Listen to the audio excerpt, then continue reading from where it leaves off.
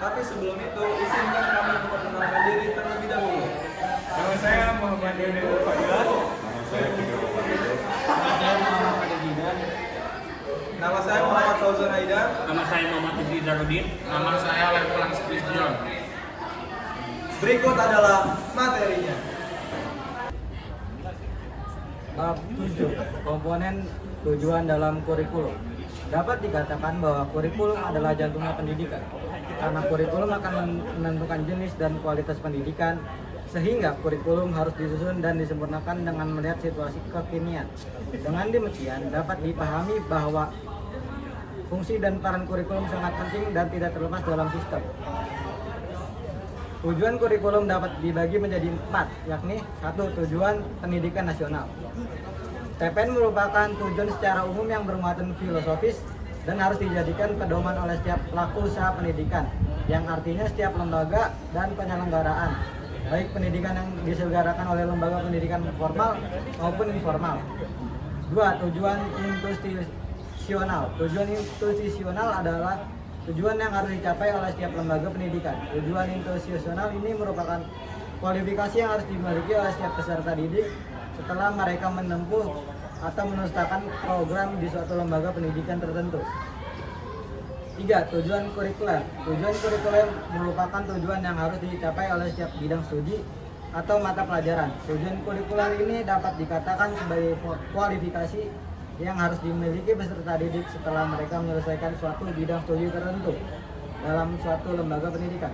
Yang terakhir, tujuan instruksional ialah kemampuan oleh keterampilan yang diharapkan dapat dimiliki oleh peserta didik setelah mereka melakukan proses pembelajaran dan merupakan syarat mutlak yang harus dipahami oleh guru dan murid. Selanjutnya ada komponen kurikulum.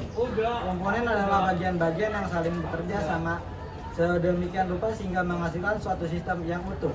Komponen merupakan bagian dari suatu sistem yang mempunyai peranan penting dalam keseluruhan aspek yang berlangsung dalam satu proses untuk mencapai suatu tujuan. Kurikulum harus memiliki kesesuaian atau relevansi. Kesesuaian ini meliputi 2 hal, yaitu satu, kesesuaian antara kurikulum dengan tuntunan, kebutuhan, kondisi, dan pengembangan masyarakat. Kedua, kesesuaian antara komponen-komponen kurikulum, yaitu tujuan antara proses, isi, dan evaluasi.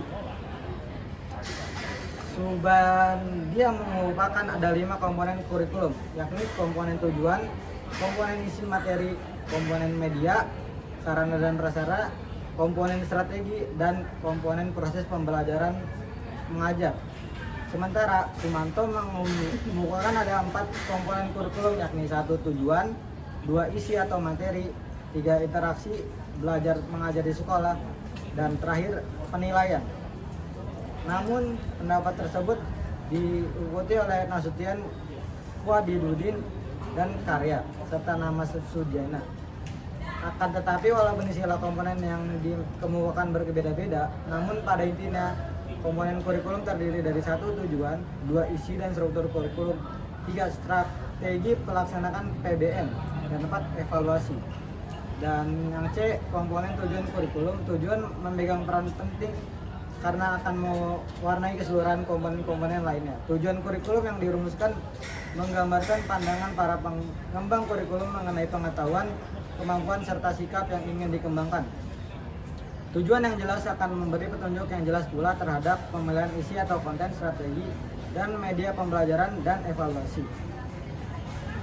Tujuan pendidikan pada tingkat satuan pendidikan dasar dan menengah dirumuskan berdasarkan pada tujuan umum pendidikan negara sebagai tersebut.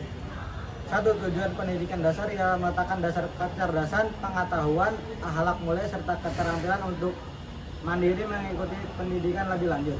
2. Tujuan pendidikan menengah ialah meningkatkan kecerdasan, pengetahuan, akhlak mulia, serta keterampilan untuk hidup mandiri mengikuti pendidikan lebih lanjut. Yang terakhir, tujuan pendidik menengah kejuruan adalah meningkatkan kecerdasan, pengetahuan, kepribadian, akhlak mulia, serta keterampilan hidup mandiri dan mengikuti pendidikan lebih lanjut sesuai dengan kejuruannya.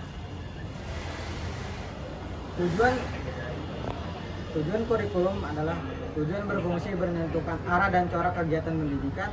Tujuan akan menjadi indikator dari keberhasilan melaksanakan pendidikan. Tujuan menjadi pegangan dalam setiap usaha dan tindakan dari para pelaksana pendidikan.